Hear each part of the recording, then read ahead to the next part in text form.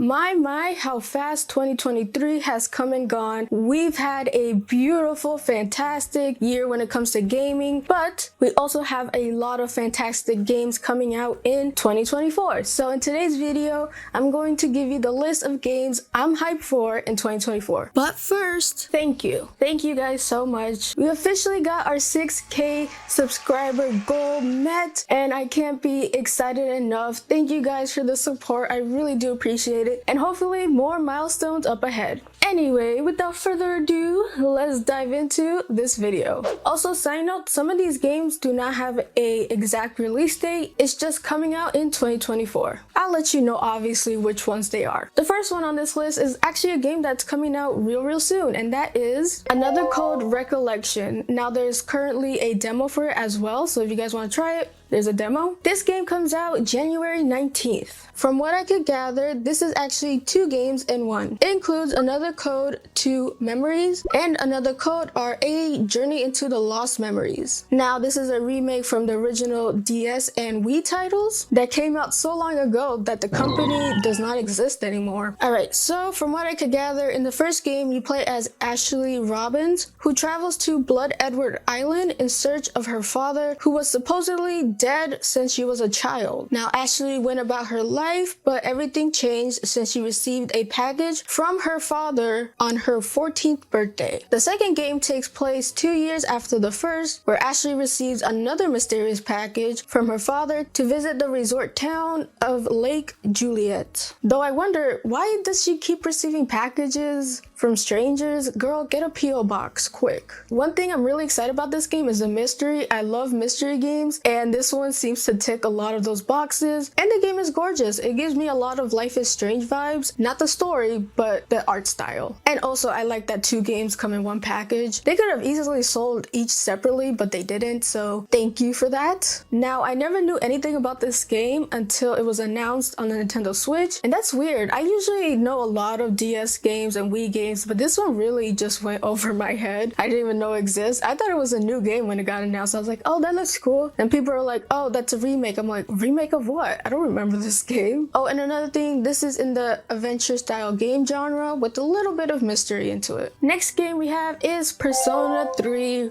Reloaded. Now this one comes out February 2nd. My excitement is beyond unmatched for this one. It looks gorgeous, so good. But there's a story to this because I unfortunately played Persona 3 Portable without knowing that Persona 3 Reloaded was going to be announced. And that's a bummer because I would have loved to experience Persona 3 in the reload style. And there was rumors about there being a remake of Persona 3, but I thought that was so dumb because they literally released Persona 3 Portable. So I was like, why are they gonna release one game and then remake it? Lo and behold, that's exactly what they did. But you know, it's not that big of a deal.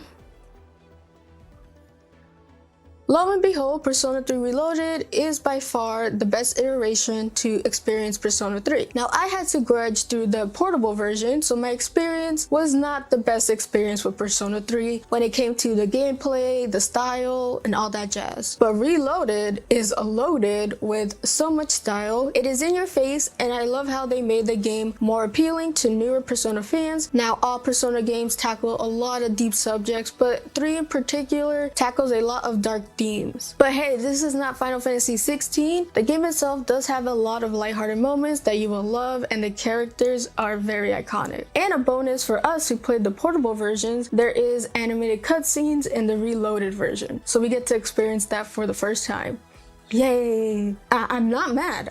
I'm not mad about it, for real. And those cutscenes will definitely make the emotional moments hit a lot harder. But sadly enough, Persona 3 Reloaded does not come out for the Switch. Instead, it's coming out for the PlayStation 5, PlayStation 4, I believe, Xbox, and PC. Oh, and it's gonna be on Game Pass for Xbox people, which is pretty cool. Next up on the hype list is Final Fantasy VII Rebirth. Now this one comes out February 29th. Now I'm gonna say something that might ruffle a few feathers, but I do not like how Sephiroth is promoted in this game. He is getting marketed like he is the protagonist. He's on the cover of magazines, he's on the freaking steelbooks, you get a statue of him, he is everywhere. It's to the point where some people who don't know actually think Sephiroth is the hero or the protagonist. And I'm like, no, that's Cloud, the dude in the back. A villain to me needs to have that aura of mystery because that's what makes them scary. You don't know what they're gonna do. In the game, he is meant to be evil. But to me, I'm just like,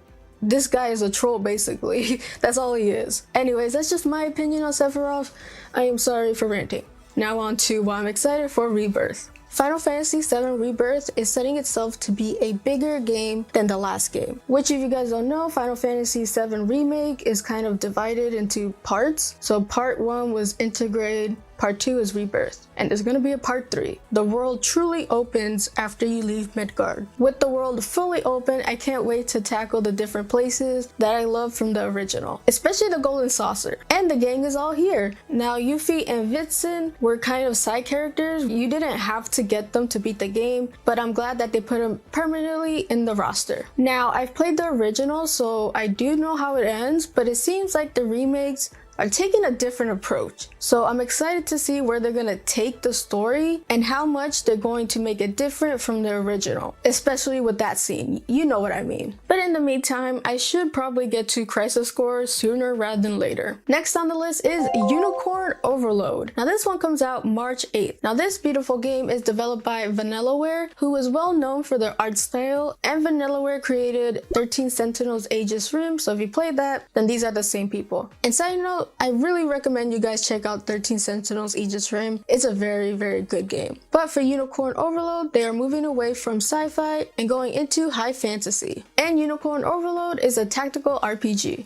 Alright, from what I could gather about Unicorn Overload, it's about the world consumed by war, and you follow an exiled prince, Alon, who must gather an army to reclaim his throne. And Vanillaware has a unique aesthetic to it, which I really, really love. It's so pretty. From the trailers, it looks very, very good. The character designs look awesome, and it gives me a lot of Fire Emblem vibes, which I do love Fire Emblem. And plus, we need more good tactical RPGs, just saying. So I am eagerly awaiting this game. It's coming out for the PlayStation, the Xbox, and the Switch. Next one is a game I am especially excited for, and that is Princess Peach Showtime. This one comes out March 22nd for the Nintendo Switch. Oh my god, I love Princess Peach and I can't wait. I was a big fan of Super Princess Peach on the DS, and that one is the only Peach-centered game, and I loved it, and I was just hoping that they would make a sequel or port it or something, but then they announced Princess Peach Showtime, and I'm just like, whoo! My girl gets her time to shine as she deserves. And what really tickles my fancy is that the game's setting is like a stage. And for those who don't know, I love plays and musicals, so that aspect really hits home for me. So the story so far that I know of, Princess Peach is invited to a sparkle to see the show until the Grape and the Sour Bunch take over the theater. Yes, that is the name of the villains, Grape and Sour Bunch. So it's not Bowser at least, so that's good. In order to save the theater, Peach teams up with Stella by replacing her crown with a bow, which lets her interact with the environment around her. A big selling point in this game is that Peach is able to change into different costumes that match the play, which is really cool. I love magical girl stuff, so costume changes are my thing, and it's very cute, and I can't wait to see them. Now, we did get a peek at a few costumes, like the sword fighting one, the Kung Fu Peach one, and a baker costume. I am really excited for this game, and it's definitely a day one for me. Next on the list is Paper Mario: The Thousand Year Door Remake. Now, another story with this one. So, I really wanted to play The Thousand Year Door, so my friend, Mr. Pete, sent me over his GameCube that has the game in it. So if you want to check out those streams, give them a watch. But after I was done is when they announced the Thousand Year Door remake. I'm not mad. It's fine. It's fine. It's perfectly fine. I would have loved to have my first experience be the remake, but it is fine. It's fine. I'm used to it. This always happens to me. But yeah, I'm really stoked about this one because I get to replay it, but I'm so happy that others get to experience peak Paper Mario with the Thousand Year Door. It is fantastic. I actually made a video on what changes I would love to see in the remake if you want to check that out. But needless to say, I'm really excited for the new people coming in, and hopefully Nintendo does more with Mario as an RPG and as a platformer, but more as an RPG because those games are just peak Paper Mario, Mario Luigi, and the recently released Super Mario RPG. So hopefully this is a good sign for RPG Mario fans like me. And I guess the good thing is hindsight is 2020. I know what the game is about and I played through it. So I'm really excited to see where they improved, what things they changed, and all that stuff. This game has a lot of heart, and the fact that it's getting a remake shows that Nintendo is doing something right and they are listening to the Paper Mario fans. Now there's no confirmed release date for the Thousand Year Door remake, but it does come out in 2024 unless they delay it. I don't know. Next game on this list is Vision of Mana. Now another story about this one is I never really liked the Mana games. I played the remakes of the original Mana games and I was just like, no.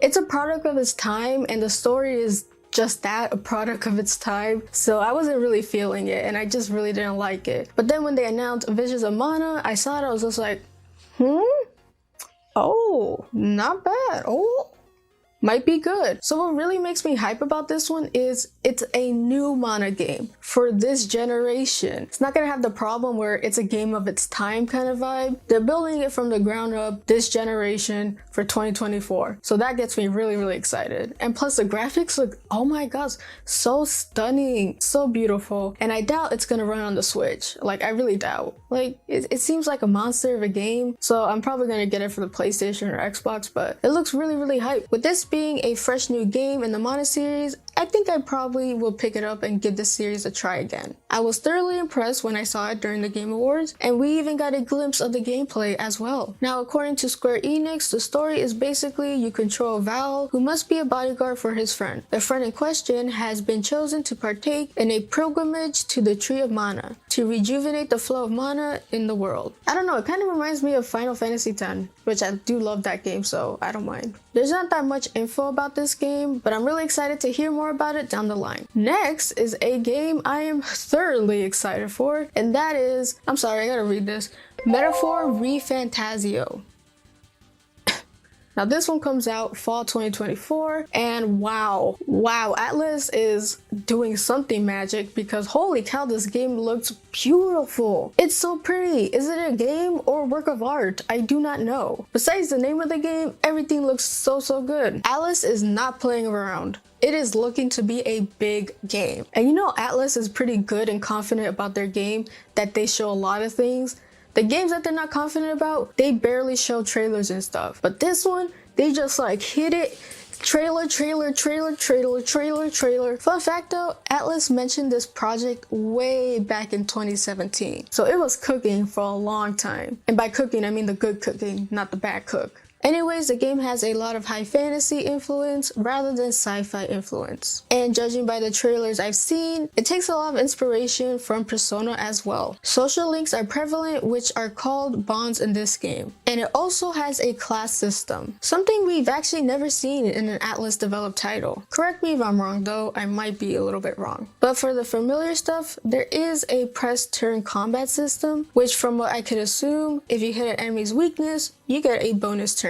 Now, as for the story, from what I could tell, the king has been assassinated, and because of that, a new election cycle has started. Which is weird, because if you have a king, it's not a democracy. But hey, what do I know? Now, with the new election system, anybody could join, but in reality, it's just a popularity contest. Now, there is a prince, but people think he's dead. Now, this is where the protagonist comes in. I'm really excited to see what this world has to offer. It's sounding like a very political heavy kind of story, which is very unique and I'm all for it. It's giving me big dystopian vibes, which is pretty cool. Now this comes out for the PlayStation 4, PlayStation 5, Xbox, and PC. Now, Nintendo, where is that Switch to? You guys need to step it up a bit. So that is it for today's video. I hope you guys enjoyed. Let me know what games you're excited in 2024 in the description down below. If you like this video, then hit that like button, and if you like my content and would love to see more, then please subscribe. I would appreciate it. You can find me on my socials in the description down below. I hope you guys have a beautiful rest of the day, and as always, play a good game. Peace.